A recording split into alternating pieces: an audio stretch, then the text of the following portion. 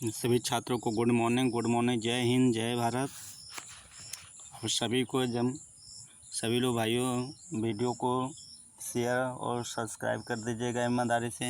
यदि आपको हमारे वीडियो को चाह रहे हैं तो आप सब्सक्राइब कर दीजिए, कोई पैसा लगना नहीं है, ठीक। और जो भी वीडियो बनाऊंगा आपको पहले आपको नोटिफिकेशन मिल जाएगा। जब सब्सक्राइब किए रहेंगे तो ईमानदारी से, यदि आप मेरे चैनल को देख रहे हैं तो ईमानदारी से सब्सक्राइब कर दीजिएगा, ठीक। जो भी आपके लिए बनाओ, आपके भला के लिए, तो थोड़ा आप भी कुछ हमारे लिए भी सब्सक्राइब कर दीजिएगा। अच्छा लगे तो करिएगा, नहीं अच्छा लगे तो कोई बात नहीं है। पहले 2018 का हमने बना दिया हूँ, अब 2017 का हमने बना रहा हूँ। हिंदी का हिंदी हो जाएगा, CDP लेंगे, मैथ लेंगे, रीजनिंग का मैथ लेंगे, फिर लेंगे आपको संस्कृत लेंगे, इंग्लिश लेंगे। सारे वर्जन जितने हमारे होंगे UP टेट, CTET से, उत्तराखंड MT से सारे हमें इस सारे को वीडियो हमने डाल दूँगा, ठीक। आप लोग बने रहिएगा हमारे चैनल पे, सभी मिलेगा। लिखा पहले शब्द में लिखा है, ये 2017 का है। पहला प्रश्न लिखा है, नियमित शब्द का पर्याय है क्या। तो इनके शब्द का पर्याय है क्या, ये हमें इसका अर्थ खोजना है। तो नियमित शब्द का अर्थ पर्याय है क्षण होता है। क्या होता है? क्षण। इसका D नंबर हमारा आंसर हो जाएगा। अगला प्रश्न लिखा, निष्कपट शब्द का संधि विच्छेद। निष्कपट शब्द का संधि विच्छेद। तो इनका जब इसमें हमने इनका संधि विच्छेद करेंगे तो इसमें हमारा संधि के अनुसार ही तो इनके चेंज किया जाता है। जब विसर्ग संधि होते हैं तो उनमें जो स का होता है उनको हमने क्या बोलते हैं, तो उनके चेंज करने पे इनकी जो विसर्ग होता है वो विसर्ग में रूप में हो जाए। जैसे निस प्लस कपट है तो हमारा निस प्लस कपट ही होगा, इसलिए इसका दूसरा का ये आंसर होगा। तीसरा प्रश्न लिखा है आपको, अत्यंत शब्द में प्रयुक्त उपसर्ग। तो इसमें उपसर्ग होगा जो भी होगा अत्यंत शब्द में,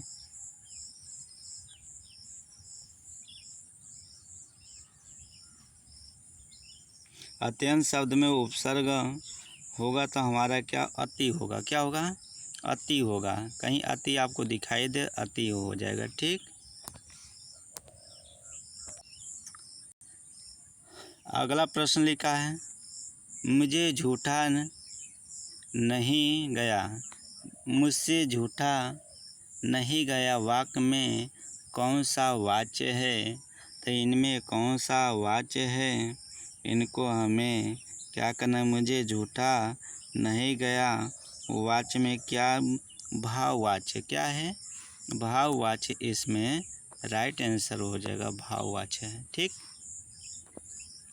अगला प्रश्न लिखा है, निम्न में से किस शब्द का वर्तनीय सही नहीं है। किस शब्द का वर्तनीय सही नहीं है। तो इनके हमें क्या करना है, किन शब्द का वर्तनीय सही नहीं है। तो इसका हमारा जो अनुग्रहित है, अनुग्रहित वो हमारा शब्द क्या है, नहीं सही है, इसलिए इसका आंसर हमारा क्या होगा, D हो जाएगा, ठीक। अगला लिखा, उपत्यका का अर्थ है, उपत्यका का अर्थ है। तो इसका अर्थ क्या होगा, इसका अर्थ है पर्वत के पास की भूमि, पर्वत के पास के भूमि। अब ये ध्यान रखिएगा, 2021 वाला जो पेपर हुआ था और 2017 का है, सेम वही क्वेश्चन उठा के पूछे, इसलिए पेपर से देने से पहले आपको सारे प्रैक्टिस सेट करना होगा। क्योंकि एग्जामिनर का क्या मूड कब घूम जाए कैसा प्रश्न पे कोई भरोसा नहीं। क्योंकि जो लोग नहीं के पछता रहे थे, सारे A to Z जितने क्वेश्चन, एक फिर एक आध ऐसे फिर हुआ, सारे A to Z क्वेश्चन वही मिले थे। तब पर्वत, इसका अर्थ हुआ पर्वत के पास की भूमि, पर्वत के पास की भूमि, इसका राइट आंसर हो जाएगा। अगला प्रश्न लिखा है, जिसकी पूर्व से कोई आशा न हो के लिए एक शब्द, यानी जिसकी पूर्व से कोई आशा न हो, आशा ना, यानी किसी की आशा ना हो तो उसके लिए क्या होगा, तो अप्रत्याशित होता है। क्या होता है, इसका बी नंबर हो जाएगा। क्या हो जाएगा, बी नंबर इसका। अगला प्रश्न लिखा, अपेक्षा का विशेषण रूप क्या है, अपेक्षा का विशेषण रूप क्या है, तो अपेक्षित होता है। क्या होता है, अपेक्षित। ये हो गया डी नंबर। अगला है, अंक का उच्चारण स्थान कौन सा होता है, जैसे क से कंठ होता है, याद रखिए क्या होता है, क से कंठ आपको याद होगा, उसी के बेस पे इनको हम उच्चारण के तरह से ही इन पे ध्यान रख, तभी जैसे क हुआ, कंठ हुआ, त से ताल, ये सारे चीज़ पे हमने क्या करेंगे, जब ध्यान रखेंगे तभी ये शब्द को जान पाएंगे। कौन सा कंठ है, कौन सा तालु है, कौन सा मुर्दा है, कौन सा दंत है, इन्हीं पे जैसे शब्दों पे ध्यान रखने पे ही तभी आपको जान मिलेगा कौन सा शब्द क्या है। तो इसका राइट आंसर क्या हो, नासिका होता है। क्या होता है, नासिका। इसका उत्तर क्या होगा, नासिके। गोधम शब्द का उद्भव, गोधम शब्द का तद्भव है क्या, इसका गोधम शब्द का तद्भव होता हमारा, सुने होगे गेहूँ। क्या होगा, गेहूँ, उसका ही हमारा गेहूँ शब्द ही इसका उत्तर है। चलिए, स का ध्वनि का उच्चारण स्थान कौन सा, स ध्वनि का उच्चारण स्थान कौन सा होगा, तो ये शब्द पे आप लोग का जितने कंठ, तालु, मुर्दा, दंत आते हैं उसी पे याद करना होगा। स शब्द हमारा क्या होता है, तालु होता है। क्या होता है, तालु। अगला है, 4 गज मलमल में कौन सा विश्लेषण है, तो इसमें 4 गज की बातें किया गया, तो इसमें कौन सा विशेषण है, तो विशेषण के लिए आपको सही से पढ़ना पड़ेगा। क्या होगा, क्रिया विशेषण। क्या होगा, इसमें नाप तोल संख्यावाची की बातें नहीं की गई है, इसलिए इसका विशेषण हमारा हो जाएगा पर इसका विशेषण हो जाएगा हमारा परिणाम बोधक हो जाएगा। क्या हो जाएगा, परिणाम बोधक हो जाएगा। अगला है, शीश का तत्सम रूप क्या है, शीश का तत्सम रूप क्या है, तो शीश का तत्सम रूप होता है, शीश का तत्सम रूप शीर्ष होता है। क्या होता है, शीर्ष। इसका राइट आंसर हमारा क्या होगा, बी नंबर हो जाएगा। अगला प्रश्न लिखा है, निम्नलिखित में से किस देश में हिंदी भाषा का प्रयोग लिखने में किया जाता है, तो आपको सबसे फेमस शब्द को और सब चीज़ के ध्यान पे रखते हुए तो आप नाम सुने होंगे किस देश में हिंदी का प्रयोग अधिक किया जाता है, तो इन पे आप ज़रूर ध्यान रखिएगा।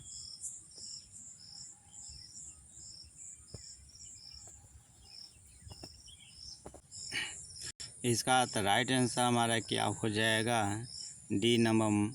मॉरिशस में हमारा हिंदी और की लिखने और बोलने के दोनों का प्रयोग किया जाता है। अगला नंबर, चौराहा शब्द का संधि समास क्या होगा? तो संधि समास क्या है? द्विगु समास होता है। क्या होता है? द्विगु समास होता है। अगला प्रश्न लिखा है, सूरसागर किस भाषा की रचना है? सूरसागर किस भाषा की रचना है? तो किस भाषा की है? सूरसागर किस भाषा से लिया गया? तो ब्रज भाषा से। किस भाषा से? ब्रज भाषा से लिया गया है। आँख की किरकिरी होना का अर्थ क्या है? आँख का किरकिरी होने का अर्थ क्या है? इसी पेपर पे कोर्ट में प्रश्न को आपत्ति मिला था। इसी प्रश्न के लिए आपत्ति मिला था। इस प्रश्न के आपत्ति में दोनों शब्द को बताया गया था। इस शब्द में दोनों शब्द को बताया गया था।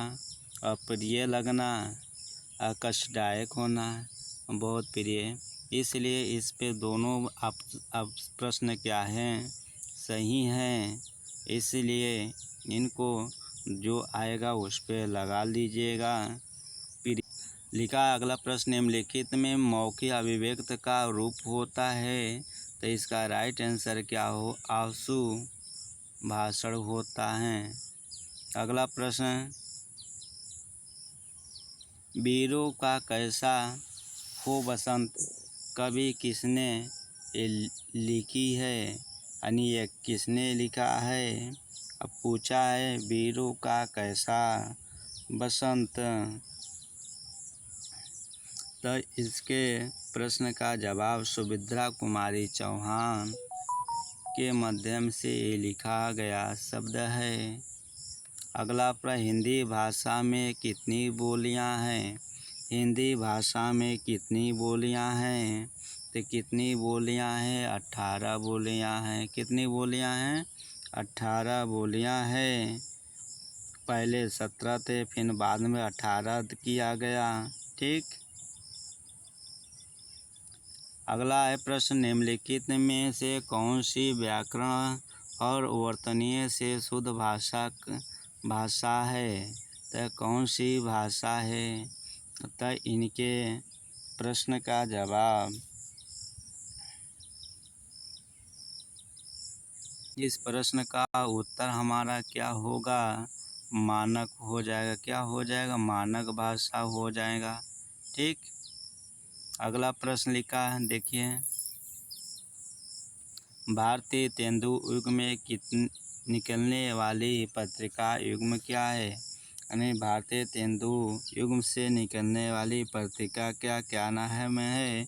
कवि वचन सुधा, नाम सुने होंगे, कवि वचन सुधा। ये हमारे भारतीय तेंदु जी का से निकलने वाली पत्रिका है। ये नंबर। अगला प्रश्न,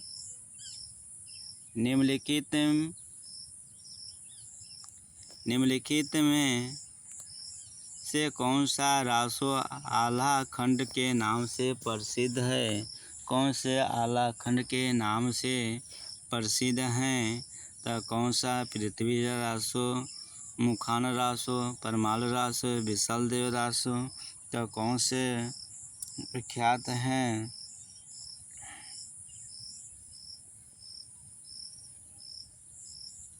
तो इसका राइट आंसर हमारा क्या होगा?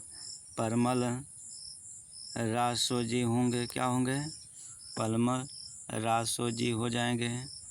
अगला लिखा है, तत्वो पत्रिका के संपादक का नाम। तत्वो पत्रिका के संपादक के नाम क्या है? तो अखिलेश जी हैं। क्या है? अखिलेश जी ने अपना ये भी योगदान दिए थे। अगला नंबर प्रश्न 25 है।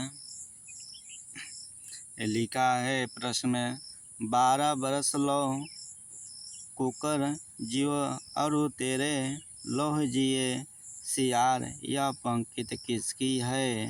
तो इस पंक्ति किसका है? तो इस पंक्ति का लेखक जगनिक है। क्या है? जगनिक है।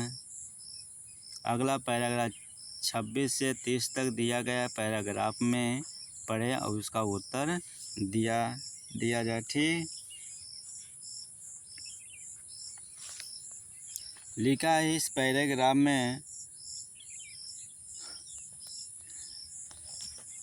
आदिम आर धुमक्कड़ ही थे। क्या थे? धुमक्कड़ थे। यहाँ से वहाँ वे घूमते ही रहते थे। घूमते भटकते ही वे भारत पहुँचे थे। घूमते फिरते भटकते हुए भारत पहुँचे थे। यदि धुमक्कड़ी का बाना उन्होंने न धारण किया होता, यदि वे के स्थान पर ही रहते तो आज भारत में अनेक वंशज न होते। यानी ये घूमे नहीं होते, अपने वो धुमक्कड़ी का रूप धारण ना किए होते तो भारत में वंशज ना होता। भगवान बुद्ध धुमक्कड़ थे। भगवान बुद्ध क्या थे? धुमक्कड़ थे। भगवान महावीर धुमक्कड़ थे। वर्षा ऋतु के कुछ महीनों को छोड़कर एक ही स्थान में रहना बुद्ध के वश का ही नहीं था। 35 वर्ष की आयु में उन्होंने बुद्धत्व प्राप्त किया। 35 वर्ष से 80 वर्ष की आयु तक जब उनकी मृत्यु हुई, 45 वर्ष के वे निरंतर घूमते ही रहे। 45 वर्ष आयु तक क्या करते थे? धुमक्कड़ बन के घूमते फिरते रहते थे। अपने आप को समाज सेवा और धर्म प्रचार में लगाए रहें। अपने शिष्यों से उन्होंने कहा था, चरत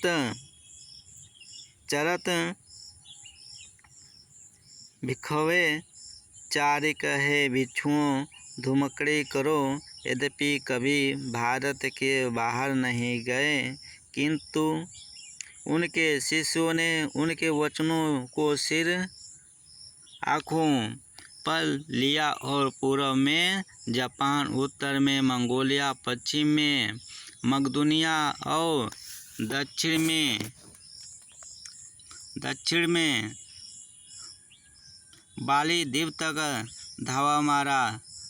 श्रावण महावीर ने स्वच्छंद विचरण के लिए अपने वस्त्रों को त्याग दिया। दिशाओं को उन्होंने अपना अंबर बना लिया। वैशाली में जन्म लिया, पावा में शरीर त्याग किया। जीवन प्रत्यन घूमते रहते हैं। मानव के कल्याण के लिए, मानव का राह प्रदर्शन के लिए और शंकराचार्य 12 वर्ष की अवस्था में संन्यास लेकर कभी केरल, कभी मिथिला, कभी कश्मीर, कभी बद्रिकाश्रम में घूमते रहें। कन्याकुमारी से लेकर हिमालय तक समस्त भारत को अपना कर्म क्षेत्र समझा।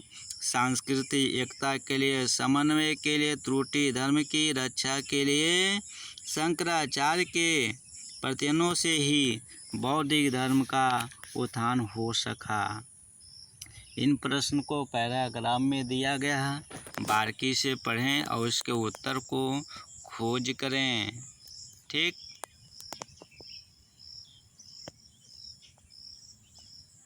लिखा धुमक्कड़ शब्द में कौन सा प्रत्यय जुड़ा है? कौन सा प्रत्यय जुड़ा है?